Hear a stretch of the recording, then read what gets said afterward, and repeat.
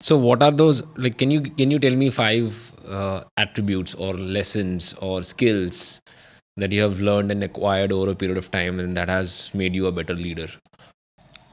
Yeah, I mean, some I believe, I don't know if I can get to five because then there are Yeah, endless. some. But I think the first thing that you have to do as a leader is uh, communicate. A leader's job is to be able to communicate with everybody in their team, whether it's corporate world, in politics, their party, or if it's sports team, then the team, the athletes, uh, communicate in a way so that they are able to connect with them on an individual level, and through that communication, inspire those members on your team to work towards a common goal, uh, and and you connect in a way so that you understand them as a human being, not just as a member of your team supposed to do a particular type of activity that will help your team to achieve whatever that you want them to achieve. All those things cannot be possible without the simple act of being able to communicate. So communication is extremely important for a leader. You pick any leader who is successful, you will find that each one of them are excellent communicator, right, in their own way, right. That's number one, in my opinion. Number two, I think uh, almost all leaders are in some shape or form change agent.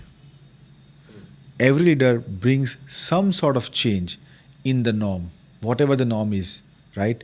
Uh, you think of MS Dhoni, right? The wicket keeper batsmen prior to MS Dhoni were supposed to be of certain type, Yeah. shorter, focus more on wicket keeping, Yeah. less on batting, less Or attack, leading a team. or leading a team, right?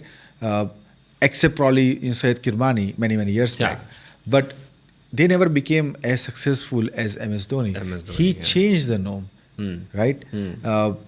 You can say Virat Kohli for that matter, fitness, right? In Yeah. in the cricket, you pick in the business world Dhirubhai Ambani, when he how he became the leader that inspired Gandhi, Yeah. being the biggest Yeah. name when it comes to change. So leaders are supposed to be the change agent. They need to see very clearly, very early on, what needs to change for this team to unlock the potential, to achieve the goal, which is going to make this team or differentiate this team from being just good team to a great team. To a great team. Right? So that's number two. And then the number three, I believe, I think is you can communicate as well as you can. You can be the change agent as well as you can. Many times leaders fail because they can't remain committed to whatever that they originally either communicated or rooted to change, right? There are many political parties who came to power on the on the promise of removing the corruption, but they couldn't remain committed to that idea, To the idea, yeah. right? And that's why the leadership sometimes loses the face in front of public, right? There are enormous examples like this where you will realize that it's because of the lack of commitment on leadership. Think of any dictatorship around the world. All those dictatorship came on the promise of bringing a change in the lives of common people, only to realize a few years later that they forgot that commitment to do that, right? And so I think for the longest time, I have tried to, remember that, my role as a leader is to be able to communicate so that I can connect with people, inspire them, influence them.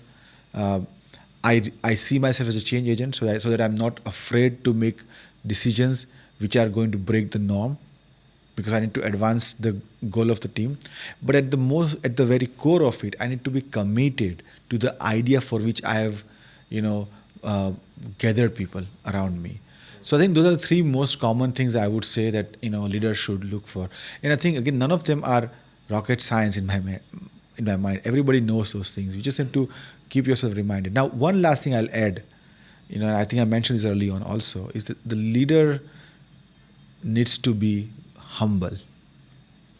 You cannot lose your humility in the process. You cannot let the success get in your head and think that the people out there that you lead work for you. You work for them. And that's how, if you progress, generally will have a long lasting success.